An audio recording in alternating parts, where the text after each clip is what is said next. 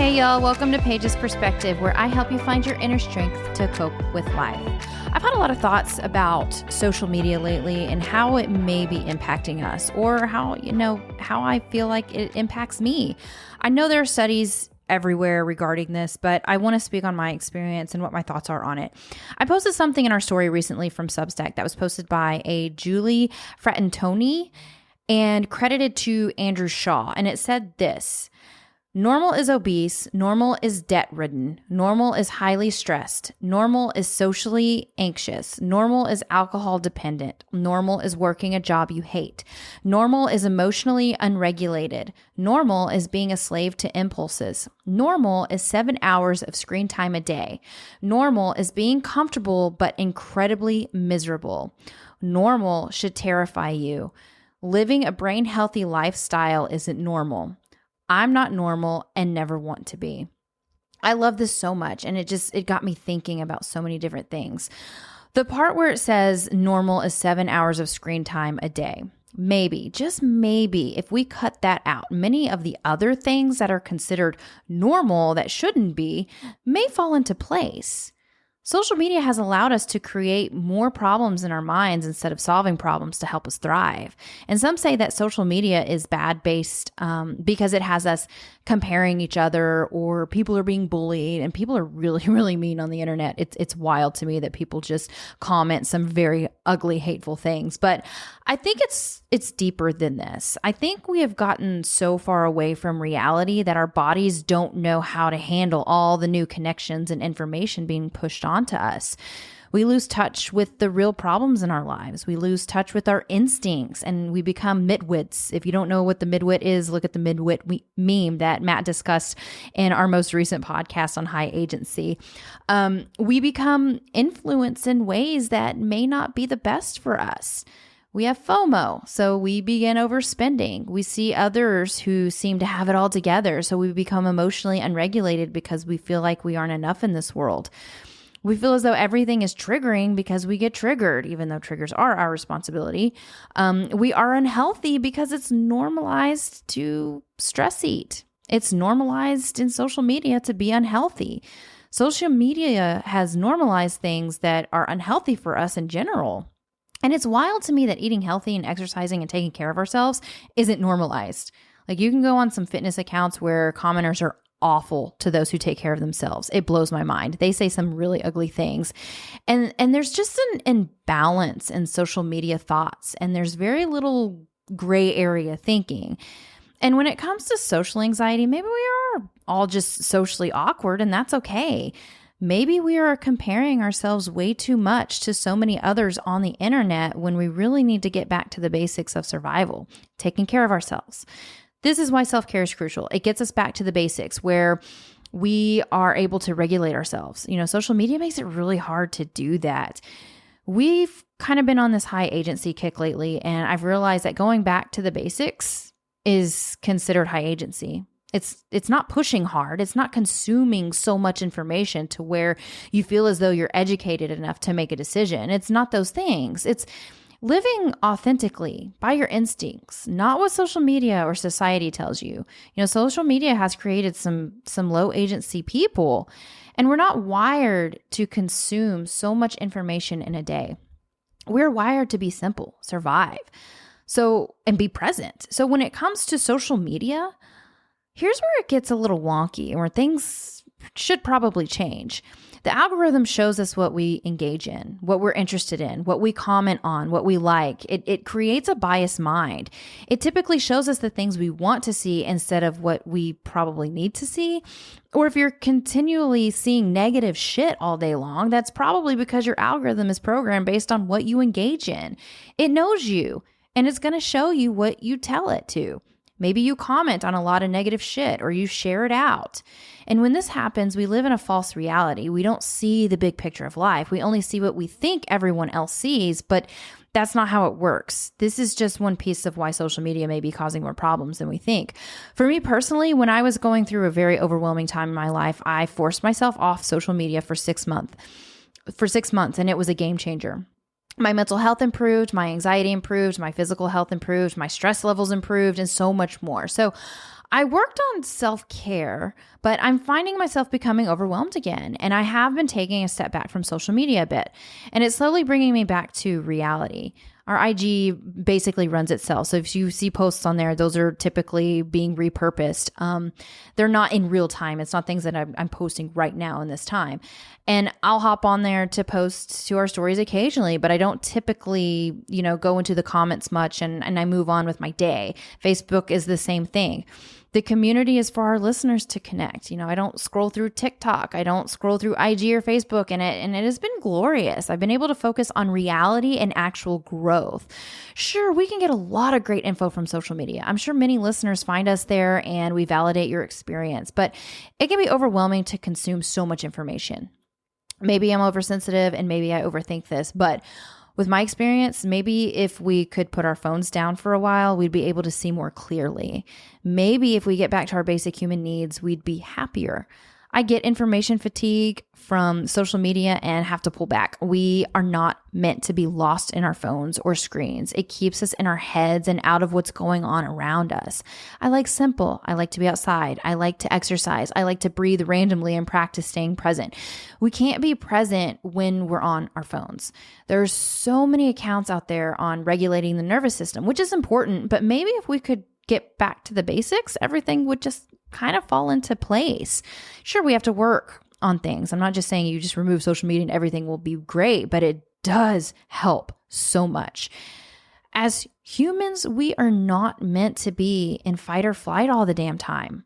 Maybe if we slow down and take in what the day is giving us instead of distracting ourselves with social media, we could actually become more content. Many of us may have been raised that we're supposed to be able to handle anything that's thrown at us, which we can. But that doesn't mean we stick in something that is constantly stinging us. It means we have agency and can make decisions that are best for us. So I beat myself up because in my mind, I feel, why does social media cause such an issue for you, Paige? Shouldn't you be able to be mentally capable of dealing with it? No.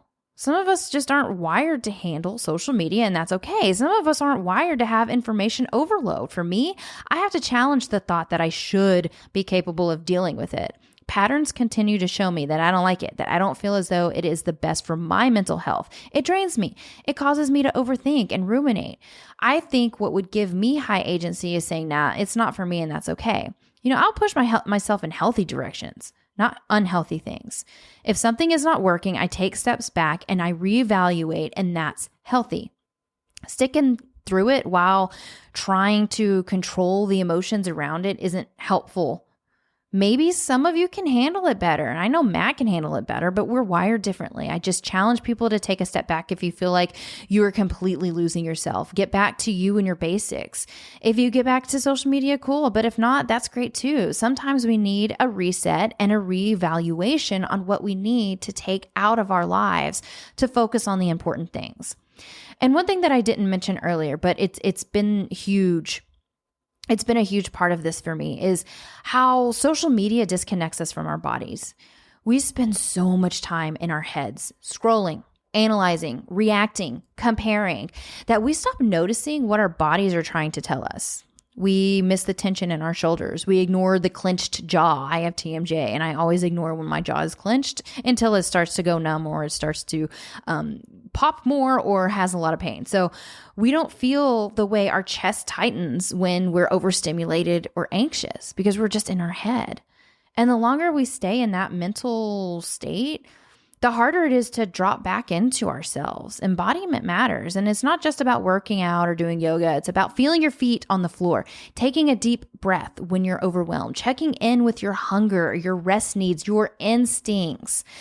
And what I've learned is that when I unplug, even just for a bit, I start to feel me again. That's when I come back to my body. That's when I remember I'm not just a brain consuming content. I'm a human. I'm alive and I want to live that way. But here's the part we don't always talk about. When you remove something that's been keeping your nervous system activated, like social media or even a toxic relationship, it doesn't automatically feel peaceful. At first, it can feel worse. You might feel restless. You might feel irritable. You might feel anxious or like you're missing something, and that's normal. Your nervous system is recalibrating, and it takes time to come down from chronic stimulation.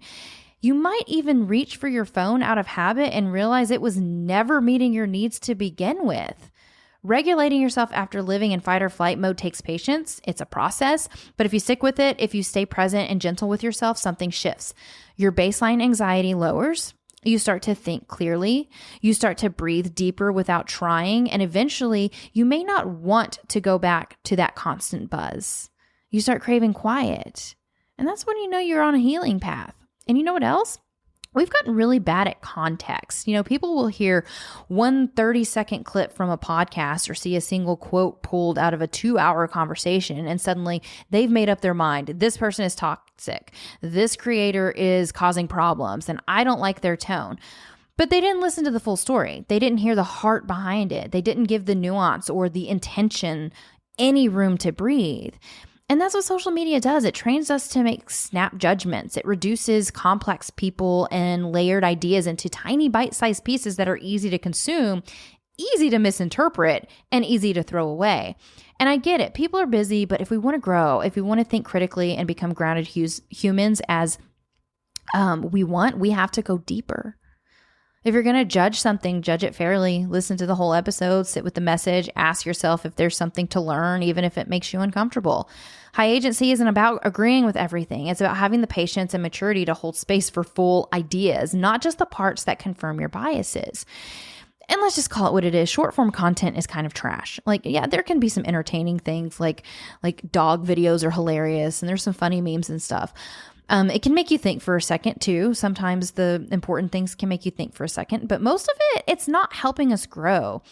It's rewiring our brains to crave that instant gratification, certainty, and then that instant emotion, and that messes with everything. Our attention spans, our ability to sit in discomfort or be bored, and even our ability to think deeply about something before we react, and it's messing us up. We're being spoon-fed hot takes and these edited clips and oversimplified advice and emotional bait. And we start to think that is wisdom. That 15 seconds of rage or empowerment is the full truth. That's not depth. That's not healing. That's not how change happens. Real growth takes time. Real healing is slow. Real conversations are not comfortable. And you won't get that in a reel or a TikTok. You've got to be willing to sit through the whole thing, reflect on it, wrestle with it, and decide for yourself what's real. And I'm not judging you if you're hooked. I've been hooked too. That stuff is designed to keep us addicted. But we need to call it what it is. And if you feel like your brain is foggy, your emotions are fried, and you can't tell what's true anymore, maybe it's not you. Maybe it's the stuff you're consuming on autopilot. High agency means stepping out of that loop, turning it off, coming back to your own thoughts, listening to full conversations, thinking for yourself. And I know what people might be thinking, but Paige, don't y'all post short form content too? Yeah, we do. We do post short form content. We post clips, we post quotes and little moments, but not because we think that's where change happens. We use the short form content as a doorway. It's a way to invite people into the real conversation, into the full episode, into the context and the heart behind what we're actually saying.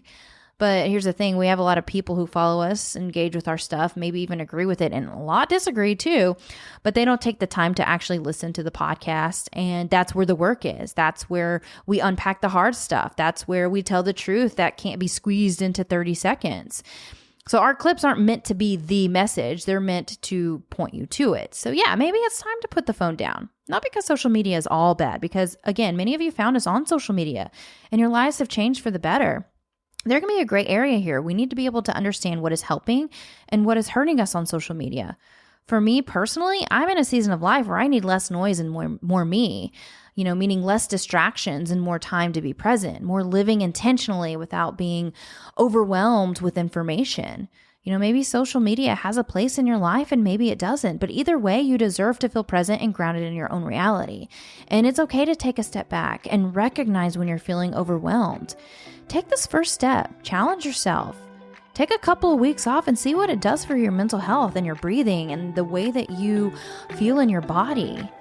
It might make a difference for you.